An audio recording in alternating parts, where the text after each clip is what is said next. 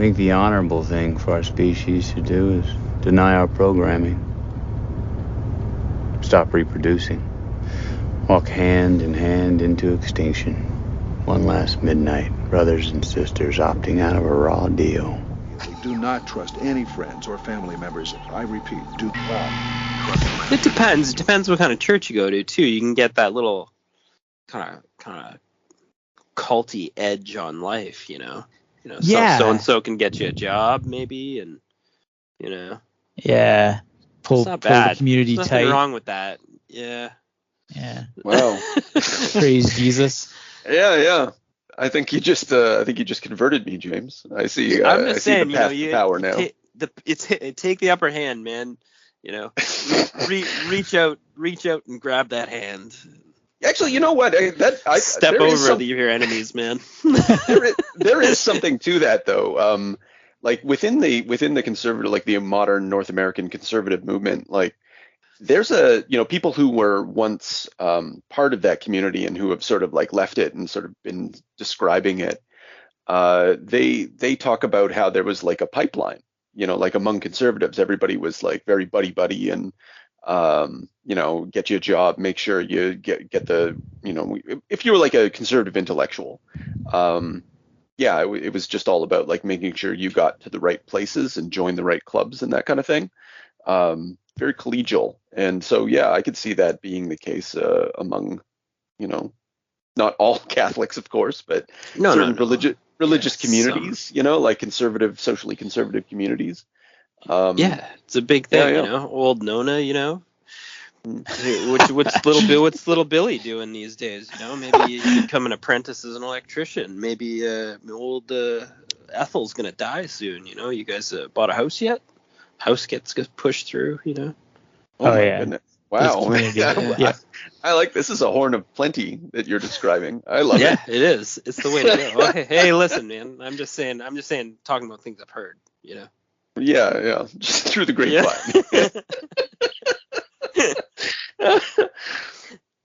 I think. Yeah. I don't know, man. That sounds like slander.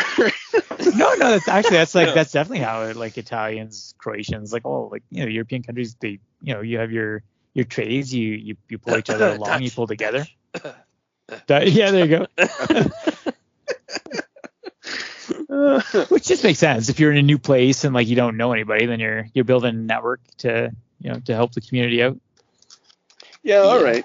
Yeah. So anyway, fucking get busy, man. We're intervening here. You've been prioritizing the wrong things. Like you're. Yeah. Man. I'll get you. I'll Whoa, find you saying you already got a hookup? Yeah. Shit. Got a handyman job for either of you. Handyman. Oh man, open them pockets wide, good buddy. I'm coming over.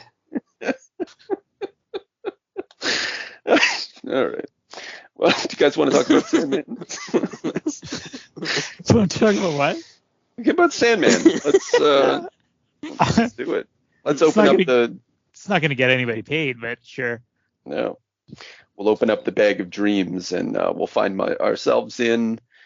What is this? Volume 6? I'm going to stop because of the way things are collected. We're going to have to talk about that, but I'll just call it a game of you, issues 32 through 37. Last we left off at issue 26, so there's 4 issues in between. But they skipped ahead because I guess they just wanted to make this thing a big chunk. November 1991 to May 1992. It's ranked at like the 54th in the sales rankings. This is full on image revolution.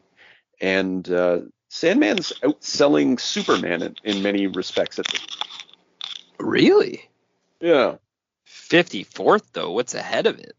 Oh, a lot. All the big hit, like basically everything you would expect. Like you got your Green Lantern below. I think Flash is below. Green Arrow is below. Would this have been Death of Superman time though? Like, is it outselling Death of Superman? Not quite yet. We're getting there. Right now, like Youngblood's coming out, Spawn's coming out. Spawn's outselling Sandman for sure. Yeah, well, it's number one. But Anyway, just to put it in context, like Yeah. what kind of story is succeeding in that moment. I loved this. This was my favorite. I'm wondering if it's going to be my favorite of all the Sandman stories, and I never really thought well of it in the past. Yeah, but this time I was so smitten with it. I had that feeling at the end, like when you put down a novel and you get to know all the characters and everything wraps up, and you miss that time with them. This gave me that, and that was very unexpected. Yeah, I'm on board with that. This was very very complete, and kind of took me out of the Sandman for the first time. Kind of like I didn't feel like I was being told like a mini story or cutting back into too much Morpheus time of robotic god busybodiness or whatever. Yeah. Yeah, I felt the same way. Actually, I read this again 10 years ago, and I remember thinking a lot more of it than I did when I first read it. And then, it really hit home this time too. And I think there's a I don't know, maybe it just comes with maturity, but because I remember I was reading the Sandman Companion, and I flipped through it before these. I don't know if you had a chance as well, James, but I did. Yeah. Yeah, they're saying that it's like it was the least popular story. That is very, and it's easy to understand why, because it's coming right after Seasons of Mist, and that's such a huge story. So it's a bit of a weird stepping off point to go into a story that's fundamentally pretty small, and just a complete change of pace. And then you're cutting away from Morpheus almost entirely. So when you're kind of, I don't know, when I was younger, I was very interested in that, this drama of gods and stuff like that, and it was hard to jump into this. But now, yeah, it's emotionally realized, and it's really compelling.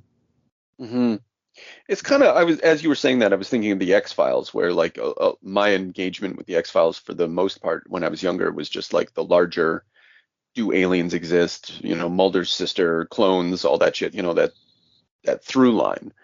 And I was less interested in the interstitial stuff, but like the interstitial stuff is much better than that through line stuff, in retrospect. And yeah, something like that's at play here too. Because yeah, if you're showing up because you only want to read about Morpheus, you're out of luck. Like he gets a fantastic moment at the end.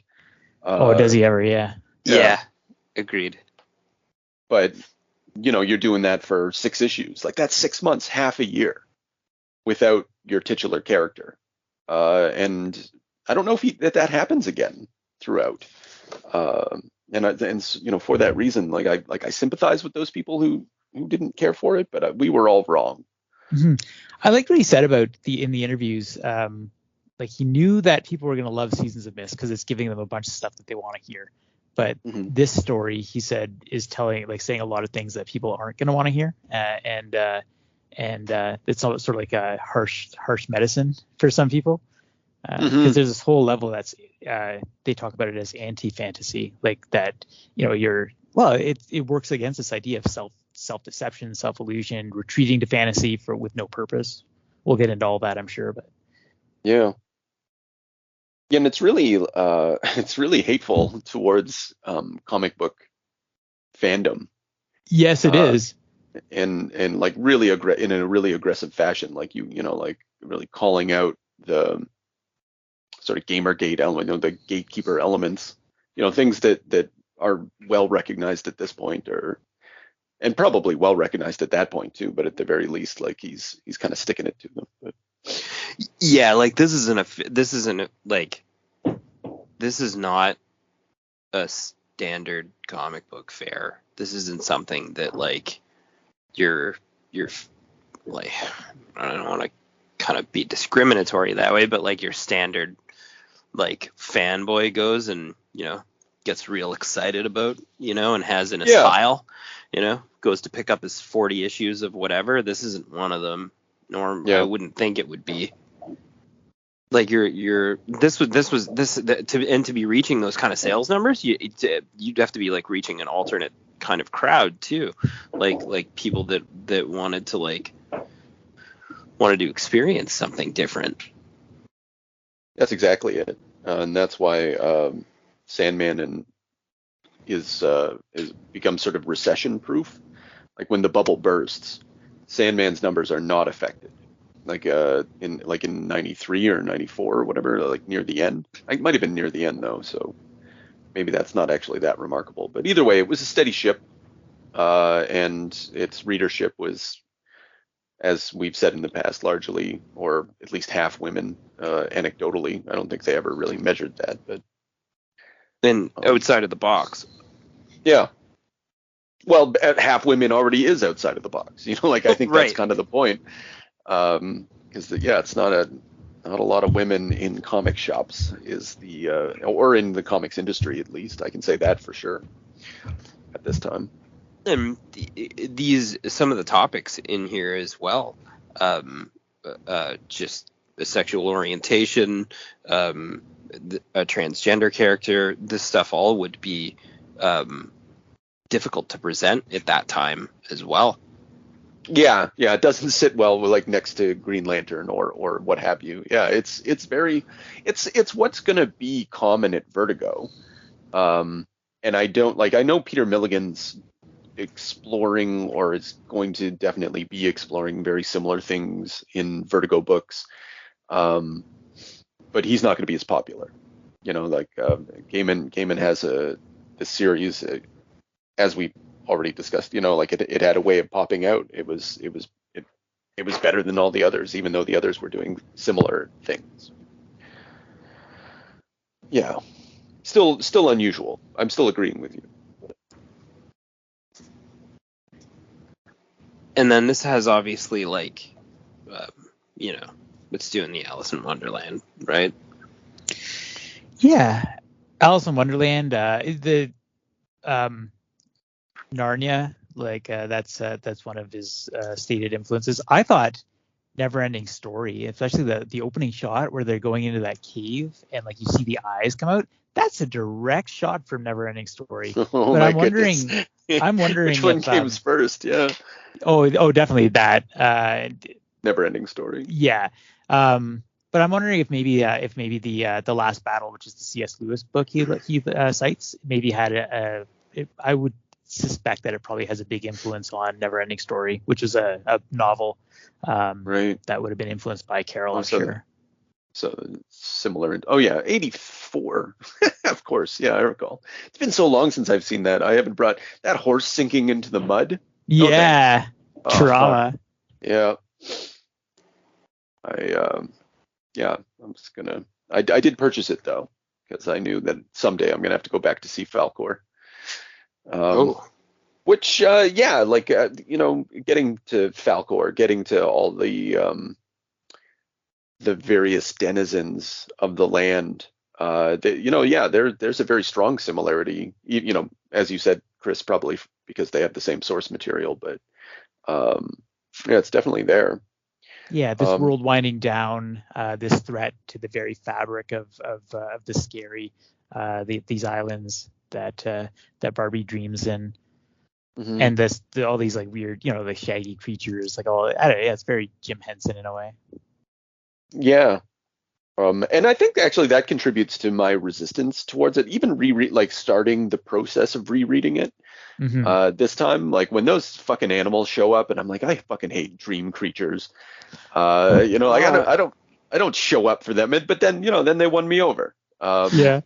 I was gonna say, you know what? Weirdly, that drew me in a little. Old Pranado. Yeah, I don't know. I just for whatever reason, I was like, wait, what the fuck? And I mean, I know it was kind of cheesy or whatever, but I was interested.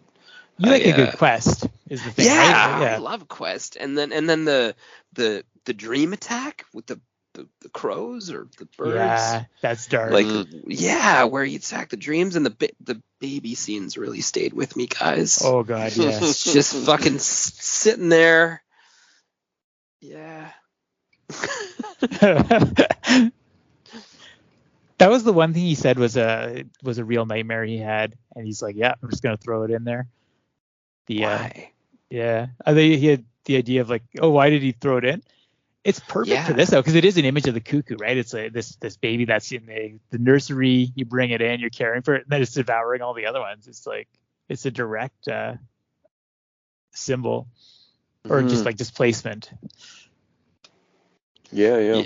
You can see the artist ramps up for it too. He's like, oh, this is gonna be a great scene. That's Yeah. right. Think I'll put my A game together for this. What do you guys think of what's his name? McMahon? Sean Yeah. McManus. Apparently he was Alan Moore, like he worked on Swamp Thing, and that's why Neil was really excited to work with him, because he knew that he could do horror, he could do like, you know, the sort of like the Vertigo style, and really bring those horror touches to it. Yeah, he only did the one issue, which also had cartoony elements, which I think that I think he's great. I like, honestly, this was fantastic. I looked at what else McManus got up to afterwards, like, you know, like working on Fables and not that makes so much sense. Yeah, not the career that I was interested in like following up on, which is a shame because I love all of this. We have 3 artists on this one. We got Sean McManus for the most part. Colleen Doran shows up for issue 34. Yeah. And then we got a little bit of Brian Talbot, who we haven't seen yet, but we'll be seeing a lot more of him. He did issue 36. Or actually, well, he helped with issue 36. He had to, I guess McManus was behind. You know what I enjoyed about the 3 artists? I don't know, that it looks like, now, I can't speculate. Well, no, I can. I'm going to speculate. But that's what we do. But I like that they seem to be all respectful of each other and what imagery is supposed to be conveyed. I don't know if that was pre-planned, but I suspect it would have to be, because there's a really nice continuity to the art, even though you're bridging across 3 artists. And you know what? I'm going to bring it up. I'm going to bring it up. Fucking Van Skeever. Yeah. You can't, you can, sometimes when you jump artists, you can get a real jarring, and this is true of like any fucking book. You switch artists and you're just like, oh, what the fuck just happened? You know, you lose Jim Lee as an example. You pick any fucking book up you want that has Jim Lee in it and have him skip out an issue on you. Oh, that hurts. Yep. You know, but this didn't. It bridged across the 3 artists really nicely, and I don't know if that was communication with Neil or that people were sharing concept designs or something, but it was very clean. Yeah, they're all professionals. They all know each other really well. You would think that across the board in any comic, but that's not the case. I think that I think they, you know, what does Frank Quitely and Van Skeever having, like, they don't know each other. They're not friends. They're not collaborators in any respect. What I'm saying is, like, these people they're in regular conversation with one another. Like they grew up, like in the case of Brian Talbot, he's a Brit, did 2000 AD. He's kind of like he's an older hand than Neil is. He's from the generation a little bit prior. You could kind of say that. I would say that. Yeah. Anyway, so they just they gelled, and also there's good editing. You know, this is Karen Berger. This is what's her name, Elisa Whitney.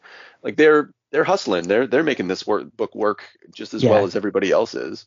I think and maybe that's it. Maybe that's editorial sharing, like concept art or whatever. Yeah. Just saying like, look, man, I'd like everybody to be on the same page. Mm-hmm.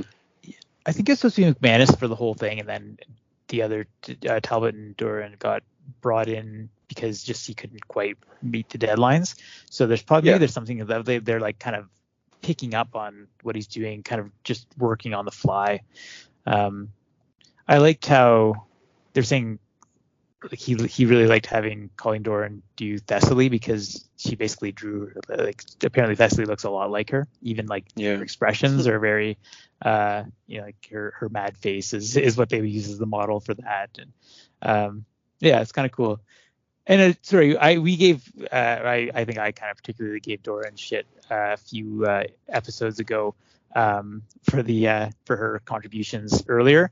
Mhm. I just want to say that I checked out recently her book, her work Chivalry, which is another Gaiman story. It's absolutely gorgeous. It's a illuminated manuscript kind of thing. So just want to put that out there. That have seen the best from her, and probably not just the kind of rush work that she was getting with Sandman filling in. Mm-hmm. Yeah, she did a great job. Sorry, but and she's rendering 3 characters, and she did actually like kind of a crucial spot in the book also with the murder. Yeah, cutting off the face, pinning it to the wall. Like, that's sick shit. That was a critical issue, and it was really cool. And I didn't notice a difference in the flow, but when I go back through it, there's not a single background rendered. No, it's not good. Like, yeah. But yeah. Anyway, sorry. Yeah. Yeah, but you don't mind as much, and that might be because of the coloring as well. Because we got Vozo's, he was back earlier, but now like he's comfortable in the book. I think he's better than the individual that was before. That's true. Yeah, can make up for the lack of backgrounds through proper color. And handles. And James, when you're talking about crucial bits, like also crucial is when they go into the dreamland through Thessaly, like she calls down the moon, and there's these white pages, and I know that's the coloring, but just like the way it's illustrated, it's fucking gorgeous. Agree. Yeah. And I think also like I didn't notice the backgrounds until I went back over it before we spoke today. Mm-hmm.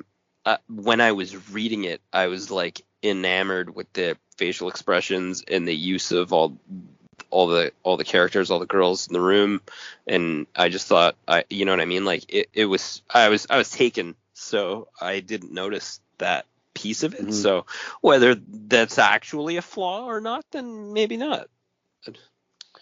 It's not best practice. Let's say that. You know, like I understand, but it speaks to her strengths as well, like you're saying. Yeah, it does. So yeah, I don't know. Who are all the characters here? I have a question for you guys. Actually, we got Barbie. Sure. Barbie is and there are all these interconnections from previous things. So we got Fox. Is it Fox Club? No, just Fox. Fox Club. Yeah. So she knew Donna Judy from the diner. I think she was the old girlfriend of Judy, right? In episode or issue. Yeah, she was the one that 8? She was trying to call or something like that. Yeah.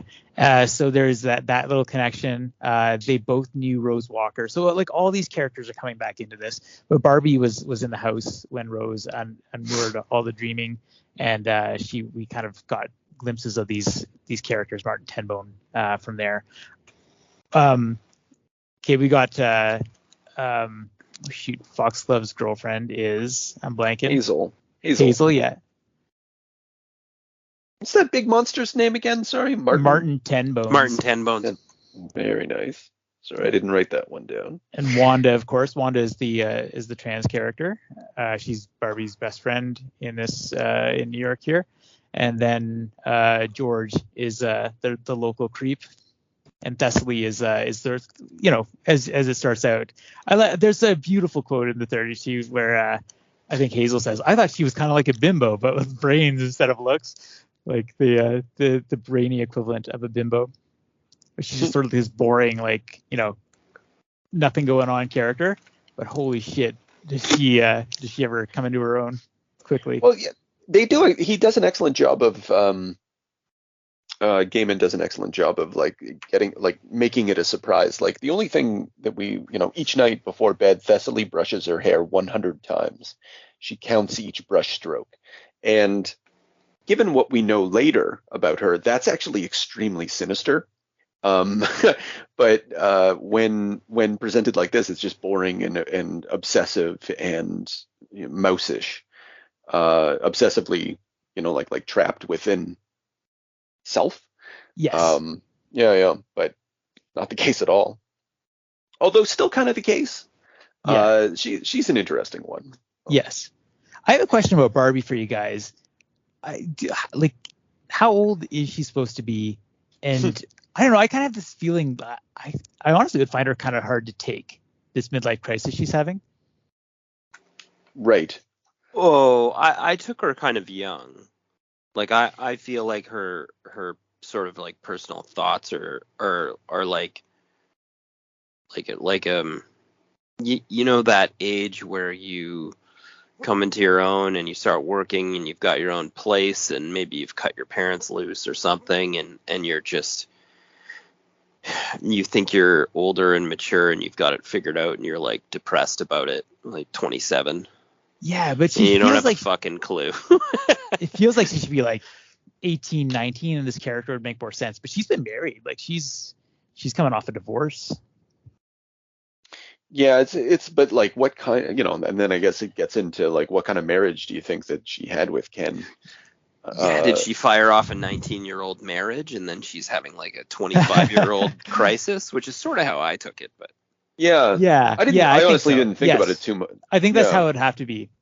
Yeah. I guess it's just hard to relate to that these days. Like just people don't often marry that young.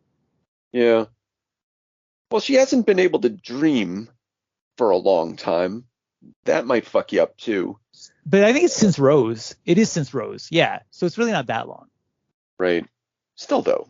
I mean, Yeah. I don't know I don't know how much I dream, but I feel that I understand that it's an important thing to do to keep your mental health.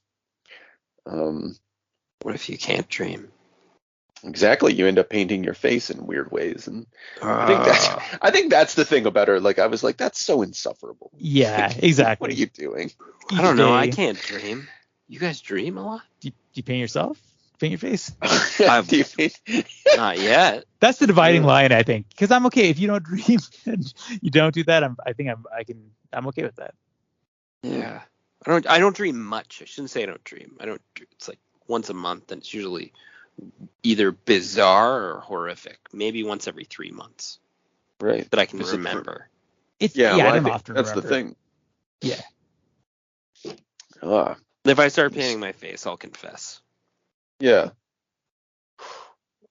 We expect To us? accountability. Yeah. Yeah. Fired. Right.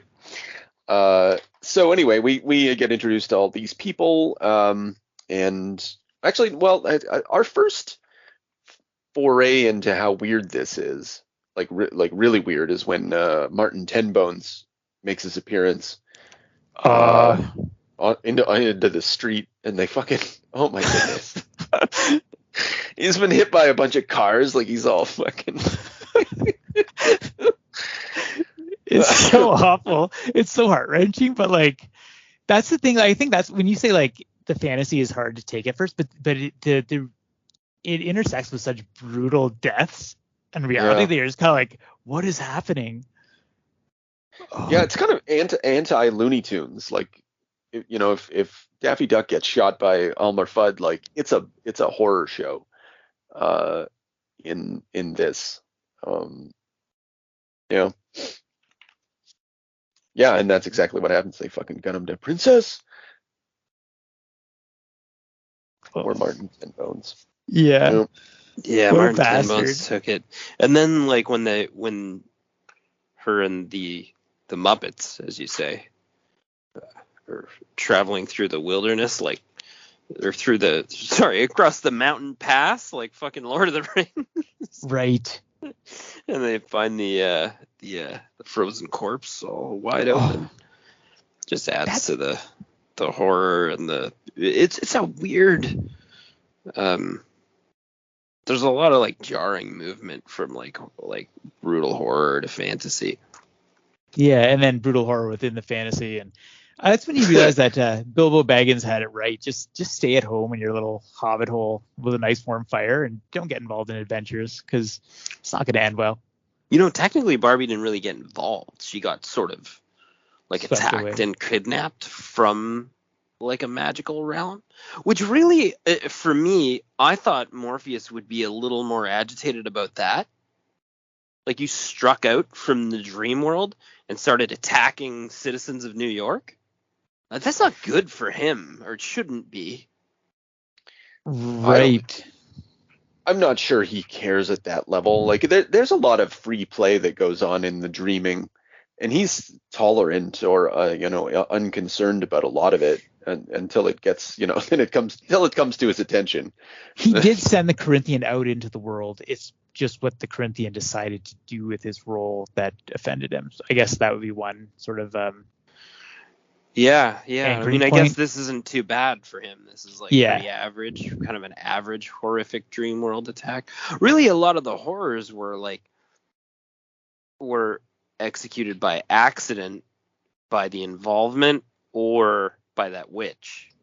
Yeah, Thessaly causes the most harm. Easily. Yeah, true.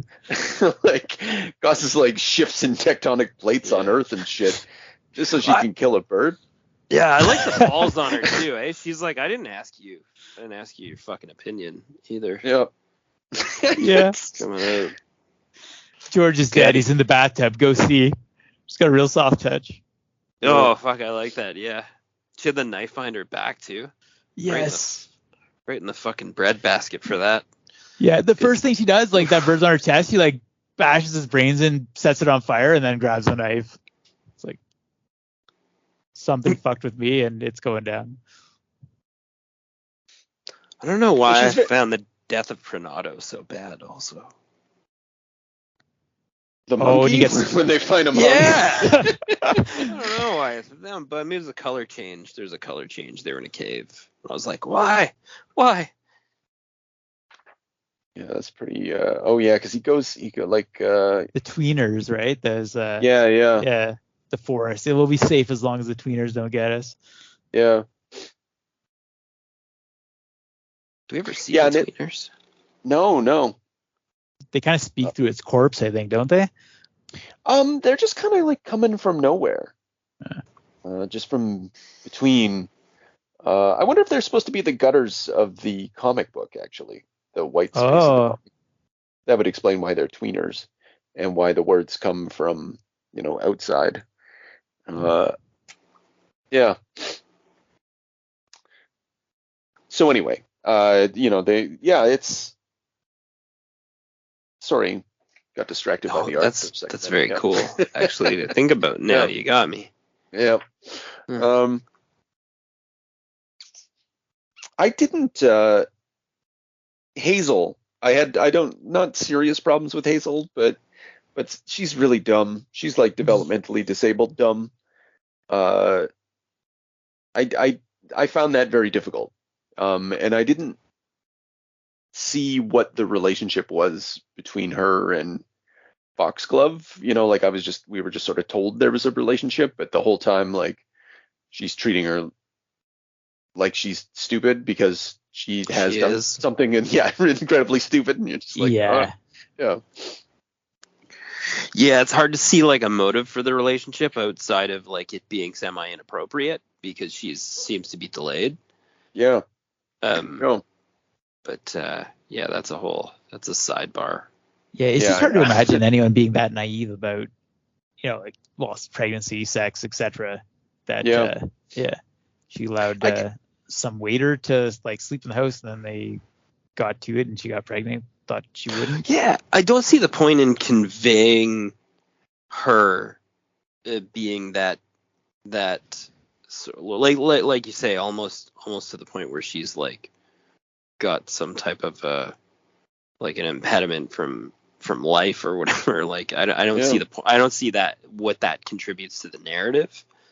I think she could have been a little bisexual or a little slow on the draw or whatever without sort of going that deep with it. But the funny thing is that he says that that's like the one thing in this that was from life. He knew someone who like he had to have a conversation with them about, no, like this is how pregnancy works. So he threw that in there. But then, but then he was saying, the thing that something that happens in life doesn't necessarily make good fiction or good motivation in fiction. So I guess it was kind of like in retrospect, he realized that. Okay. Well, it's just because, she could have just had an affair, right? Right. Just, I slept with some guy one night. That would have been better. I got pregnant. Yeah, definitely. Oh, well. That's a rough conversation to have with someone. And, Yeah, I don't know. Maybe we didn't. Well, like I know we didn't. But like we didn't grow up in the 60s and 70s. Maybe we're taking sex education for granted. Um, Maybe that's the charitable view here. Yeah, I Yeah. guess so. Yeah. I also think the I don't know. I feel as though the forgiveness piece of that was a little abrupt also. It's strange times. It felt okay. I agree with you that it happened fast, but also like I don't know. Yeah, They also just they just transposed. spoke to the blood of a dismembered rat or whatever. Yeah. Yeah. It's not like you're Things forgiven. have been a little. Lightning fast when you're walking the moonlit path. Yeah, that's true. Yeah, and, a simple affair seems to be not too bad, really. Yeah. Speaking of which, the moon path. So again, I kind of want to complicate my thesis that this is a three witches story. Okay. Here we see the three witches, the 3-in-1 appear, but for the first time, like they're called forth by Thessaly, right? Mhm. And basically at this point they say, they say that they're going to get revenge. Like we're gonna do this thing for you, but we have little alternative, but we can wait. Our night will come. Um, and I found myself thinking that this was like I keep thinking like, okay, I said it last time, like when's the table set? When does it start to wrap up? And I feel we're definitely at the halfway point now, and I feel like this one act of the three characters, um, Thessaly, Hazel, and Foxglove as the three witches, um, Yeah, the three they aspects: maiden, yeah mother, crone. they reverberate and retcon the past, so that way it's the three witches are in there, and all these interconnections of narrative occur, and then also like they're foreshadowing the future, like we're going to get our revenge, and our revenge is going to be extremely complex, and it's going to result in your death. And I don't actually, maybe Thessaly survives. Maybe I think. Do you recall? I think she does. Yeah, that complicate. Okay, that destroys my theory. That's too bad. Yeah. But for a moment there, I Yeah, saw I don't think she's mentioned who. in the death, like at the No, end. this would be later in Yeah, the I'm series. talking. But Oh, yeah, He's yeah, setting things up. Yeah. yeah. Yeah. So anyway, go on. I was just gonna say I love this idea of her being like maybe prehistoric in age, like that she was like, when were you around? Oh, when the bear totem fell or something like that. Like you don't know when that is. Thessaly is a region of Greece, and a region famous for like Hecate is associated with it, and witchcraft and all sorts of stories in the Golden Ass and these sorts of things. So that's where he's drawing that from. But that's obviously not her real name, and she could be ageless. Yeah. And they're just like, are you still fucking around? Like, how are you still here? Like everyone else, all your other friends are dead. She's like, meh, I'm careful. Yeah, but she's not, like, her pride. Like she gets fucked over in this story. Like uh, yeah, and I guess maybe the extent of foreshadowing is the like this is the point where she feels slighted by Morpheus. Um, and the point where like her bloodlust isn't satisfied, and then it gets transferred. Mhm. Um, but but she's prideful, like extremely. Will not admit to being wrong. Uh, and then gets fooled very easily by the Cuckoo. Yeah, yeah. Mm. She makes a snap judgment. I love it. Just like goes over and snaps that bird's neck. That is that the bird lesson. didn't You don't die get a well. second chance. Yeah. I like the immediacy of it. Yes. Yeah. Well, She's like, I like how the cuckoo is like not the cuckoo, the bird. What the fuck's the bird? Whatever Luz. the bird's name. But the bird is like, I'm gonna take the heat for this, but I don't think you really expected No. So you're the cuckoo? Yeah. Fuck. What Yeah, I about hope I don't die like that. the cuckoo was a good I forgot what to expect, and the revelation, I was like, oh yeah, it's young her.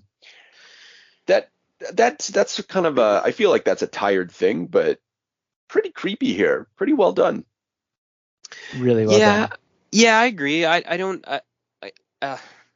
don't think I was surprised. Like, I wasn't like, I don't know. Yeah.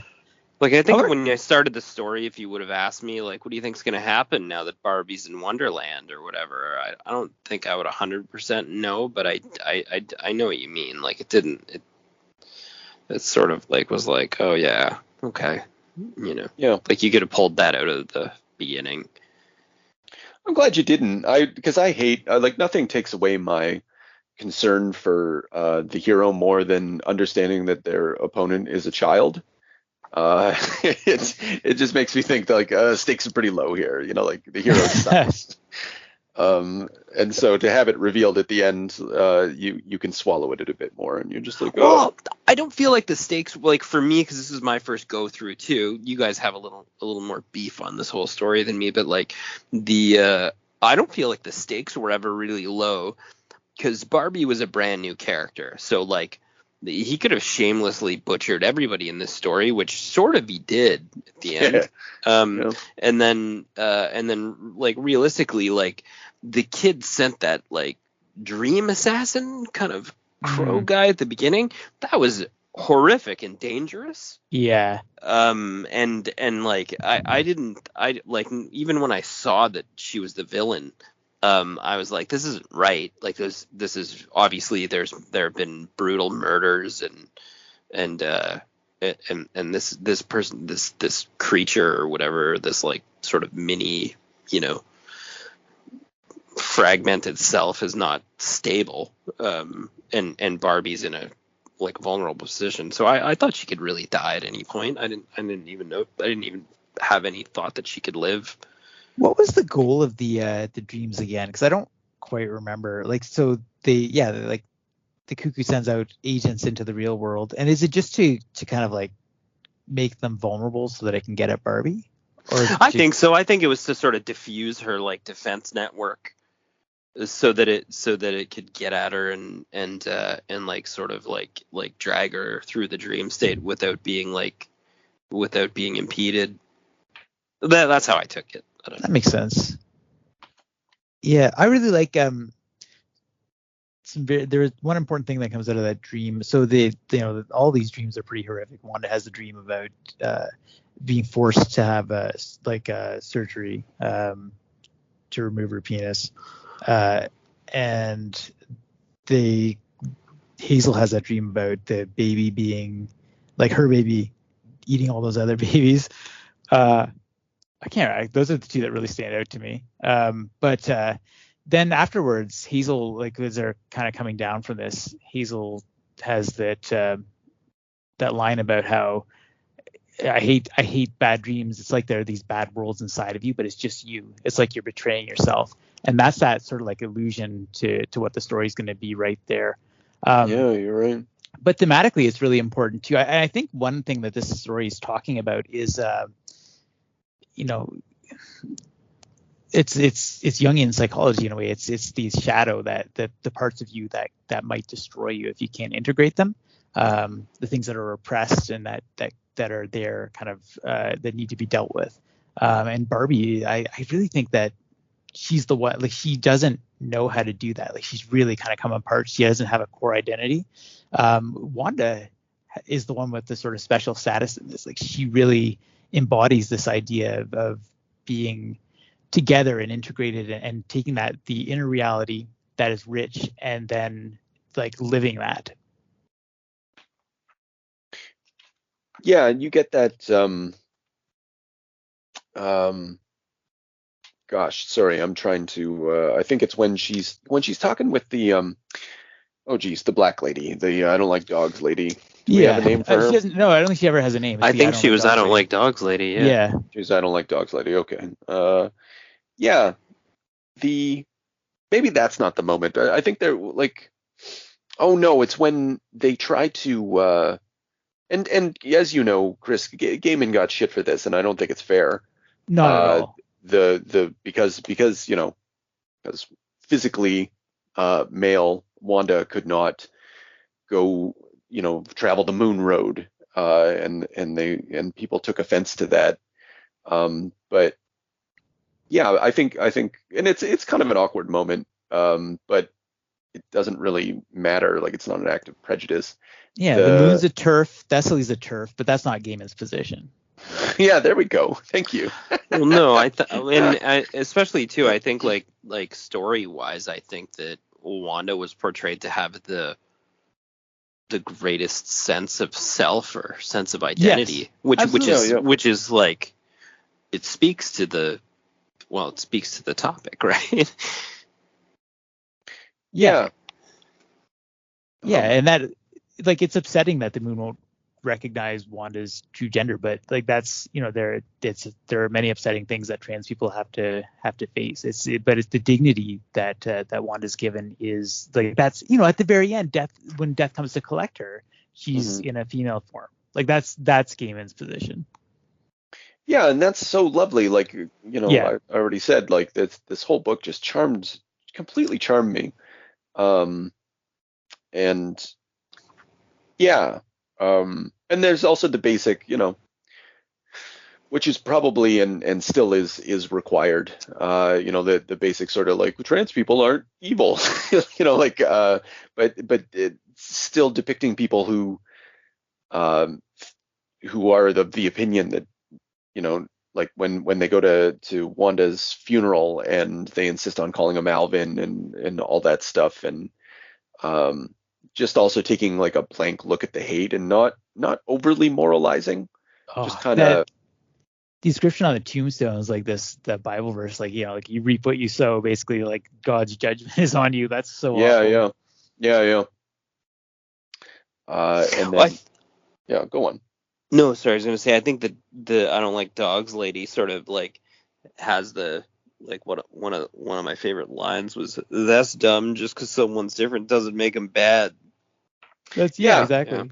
It's just sort of a I don't know. Sometimes when things are said so like simplistically, it's just it makes you almost feel stupid for complicating it in your own head. Yeah. And so you get all the different layers of sort of moral lesson here, along with a really fucking touching story. Kind of threads that needle expertly. Yeah. The other thing, and this is huge in like LGBTQ plus discourse these days, is the idea that why does Wanda have to die? Like, as like, because usually, well, even there's a debate that went on between two writers, Caitlin Kiernan and I can't remember the other one, and they were taking opposite positions on the story, and the one who was saying, the story's flawed because of this, was saying, if you can't have a character live, then it's like you can't imagine a world where this character exists. And certainly there's some I can understand why people want to see like queer characters who live and continue to live their lives. That makes absolute sense.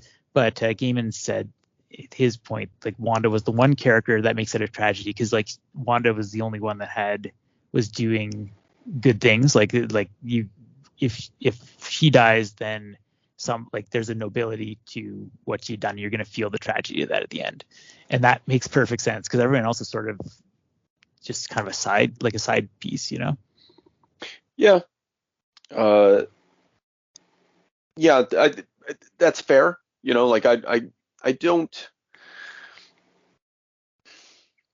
the notion that because of course, like, there is the bias, like the red shirt, the black guy always gets killed in movies or whatever. That means something. Right. And, yes. And so, yeah, if your only trans character is the one who dies, like if you put it within that sort of way of reading stories, yeah, it could be problematic. But there's nothing in Gaiman's story that even hints that of an erasure. There's a memorialization, there's a celebration, and a send off. Like it's anyway. And it's the only character that gets that treatment also. True. She didn't get gunned down on off panel and just like left, like in like Pernado style, which would have been like the red shirt phenomenon. Yeah, the whole point of the final issue is to come to terms with what Wanda's represented to Barbie. That is that model of someone who is taking their inner life and kind of giving it reality. Yeah. So I'm sensitive, sympathetic to the concern that's raised here, but I just don't think it ought to have applied. Yeah. I don't think any by any stretch of the imagination can anyone say that Sandman is anti-trans or TERF. I find it interesting that two writers could sit around and have a discussion panel about Neil's comic book, and that's crazy. I mean, how do they feel about Rob Zombie's writing? My understanding, I think this is somehow like set up or commission or just kind of given a forum. Like Neil was involved in this somehow. It took place like a million years ago, but it's a good conversation to have. And congrats for them for having it. But in retrospect, it seems superfluous. But I don't know. I just wanted to comment on some of Gaiman's he's always writing, but some elements of his writing in this, like he has some really he doesn't make any boneheaded moves as far as like descriptions. There's nothing like her ears the size of a ballroom, like everything's very good. And I really liked when they're walking the moon road. It's an extended poem. Like it's not like nothing's really happening. It's just literally just sort of a poem with images attached. And it's it's just a quiet little moment, and then and he uses that to transition you into the realm of dreams. And I just thought that was really nice. That was a good touch. It's a beautiful moment, which I wanted to highlight too. When Morpheus, so at the end of when she first meets the Cuckoo, she's on this like shore, and she's talking about how when she was a kid, she used to run down to the ocean. Run down to the sand and to the sea, and I try to pick up the shining silver water. I cut my hands and catch it, but it always turned back into dirty gray-green seawater. So that's like this, this image of like this, illusion that's there. It's beautiful, but like when you try to touch it, it falls through your hand. Then at the very end of the issue, when Morpheus is dissolving the islands, there's images. He picks up the island, turns to sand, and it's a callback to that image. He reached out his hand and picked up the land. I don't know how it was like this little jeweled world, and it crumbled in his hand. It was just dust and sand. Yeah. Really nice touch. Yeah, that's that whole closing, like when he's shutting down the scary that whole thing, like he's just, and he tells them to shush, and then they all walk into his body, and it's all it's all carried by the by his writing, by his description. And I love that he manages in like 2 panels, 3 panels, to give the backstory to the island, to the realm, which is just like he gave it like it was like a summer home once for a jilted ex-lover that wouldn't leave him, and so he's like, look, you can have a place over there, and like you can stay there till you die. And the estate just didn't disappear, and he forgot about her. seeing that like it all wind down is so sad too. But I had to wonder, does this mean that each like there's a lot of these little scaries? So does that mean like each of his ex-girlfriends like just he's like giving them a little island, just be like, hey, here's a little place for you. Yeah. Yeah. I'll be back for you later. By the terms of the compact. Yeah. Yeah, pretty awesome. Pretty great. Yeah. At one point, I was thinking about this story as like, does it have this Deus Ex Machina ending? Because, everyone kind of shows up, and then everything's kind of resolved very simply. But really, I think what saves it from that is that compact, like that idea that Barbie gets a choice. She could have any wish that she wants, and the one that she chooses, she could have revenge. But the cuckoo, he won't do anything against the cuckoo because that's its nature. It's just doing what it's there to do. Like why is its life more important than yours? Thessaly is ultimately the one that why are you here? You've really fucked things up. There's going to be hurricanes on Earth because of your stupid actions. Yeah. And so she's just she makes the Dorothy. I think they call it the Dorothy option. She just wants to return home safely. Yeah. Yeah, no, I think you're right. And it, you've already essentially said this, but it just gives agency to the characters. There, it's not. There is the God come. It's more like a genie coming down. You have one wish though, and yeah. Yeah. And that idea of the cuckoo again being the parts of her, like the parts of fantasy that are, I don't know, like a retreat, like like she's created this world for herself, but there's something inside of it that's striking out at itself, like this unrecognized part of herself that wants to destroy it too, because it's, I don't know why, but I guess because it's too safe, like it's within that world, it can't stretch its wings and fly and kind of be itself. That's interesting. Yeah. And kind of speaking to that idea of like this identity crisis that she's having. That's kind of like is it like a nightmare thing? You ever have a nightmare and be embarrassed to tell anyone about it? Yeah. Because what you dreamed about was just riddled with, that self-deprecation or whatever. Right. Yeah. You can kind of recognize like what parts of it is really speaking to. Yeah. It's almost a nightmare of nostalgia in her case. To myself. Yeah. In her case, it's like all these things from her childhood that she's kind of like that she's kind of like nostalgically attached to. It's again, it's that fandom sort of thing, that idea of like fantasy as being this, you have to, I don't know, you can't just retreat to that all the time. Bummer for my hobbies. Yeah.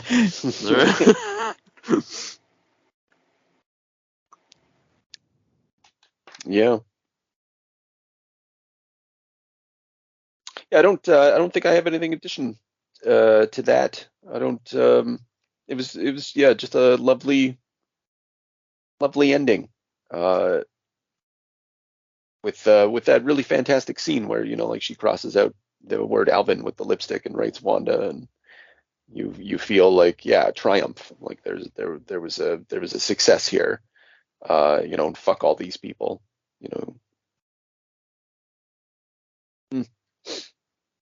Yeah, and there's like those last little gifts, the Weirdo comics, the Bizarro World thing that Wanda said that she really liked.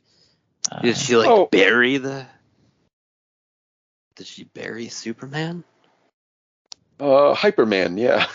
Yeah, that's right. That too, yeah. Yeah. The actually, sorry, there was one thing. The Cuckoo, like it's basically a supervillain. Like that's something that the Justice League is going to have to fight someday. Like Starro or some shit's going to show up, and then they're going to have to like deal with the Cuckoo. And it, because that's the sort of power, and like for more, again, it's one of those, like, Morpheus does not care. For him, it's just another creature, and he's so above it. It's not even a concern. It's not an existential threat. to like some sort of fundamental human thing. Like he's not concerned about their free will or anything Yeah, like that. we didn't really talk about how like creepy and dangerous it is, but like yeah, it's basically like telling her, oh, like, I'm gonna have to get you to kill yourself. It'll make you really happy though. Would you please do it, Barbie? Oh sure, of course. Like it's got this hypnotic voice. It really is like this. Yeah, it's gonna be a major cosmic threat. Except I guess the implication that it outgrows the murderous impulse. I think is what that bit of the guy who tried to sneak it in. He seemed fairly confident that it wouldn't be back to bother them. Is that because he killed most of them, though? Yeah, there's not really many of them left. I don't know. I got the impression that it was going to go out as a conquering, like, fucking monster, of like on multiple levels. Like when she's ranting, shit. I mean, I don't know if I'll be able to find it quickly, but yeah, he's just talking to her about like he's like, there's all these things. Yeah, there's all these secret worlds inside you. And then he's talking about even worlds outside of those worlds. And so she just has like she's got a lot on her plate. She's got like pretty big designs. But anyway, I just thought that power level was funny. I think this too was another one of those things where like you're introduced to like how different magicians or witches can access Morpheus if they need to, like from Earthrealm kind of. Right. That's not always established. Yeah, that's true. It's cool to see, you know. Ties everything. It makes Morpheus feel more accessible a little. So, and actually, it's funny you say that because like the one shots that we missed between issues like issues 29 to 31, that's exactly what those stories are. It's just where, you know, stories about how Morpheus interacts with humanity in their stories and in their moments. And yeah, but still though, this was more of an active one. And in the other stories, like in a lot of the one shots, he seems to like come down as an agent to give people instructions or a secret message or to comment on where they've shown up. But in this, yeah, he's sort of, he has a personal interest in the matter. Like it's bigger. He gives a lot of like ice cold, like rude, emotionless advice too. That's the best kind. That's his thing. That's his move. Yeah. That's anger towards Thessaly specifically, though, for sure. Like, yeah, he's so pissed at her. He's flabbergasted. You have been foolish and inconsiderate in your actions. You will hardly survive another century if you continue in this manner of behavior, lady. It's just she's like, piss off, sod off. Yeah. Farewell. He's kind of a dolt. You're a fucking asshole. Very well. Yeah, Fare thee well, young lady. Do you guys know? Did you guys see that there's a Thessaly spin-off now by James Tynion the Fourth is writing it? Oh, Tynion. Whoa. Is that how you pronounce his name? Yeah. My bad. No, that's okay, really? man. You're not the only person who. I thought Doc pronounced it Tynion for a long time. I did, but when we talked about it, when we did the episode on Something is Killing the Children, I looked it up, and we said it right. Oh shit! All right. Don't worry, I still slip up, man. It looks like Tynion to me. I think it's all. Remember that one you like edited? You were so sad about. Oh, I think you did a disclaimer on a name butchery once, and I can't remember. I did, yeah. Mahmoud Arar, I think. So I don't know. Anything else? No. I think okay. That's yeah. This is a case of I think a really good comic that all that can really be said is that it was really good, and then elaborating on the different ways in which it was really good, which is a good problem to have. Oh, I didn't think it was quite that good. quite that good. It's not what I meant to say, but whatever. Yep. Now, all we need is a little energon and a lot of luck.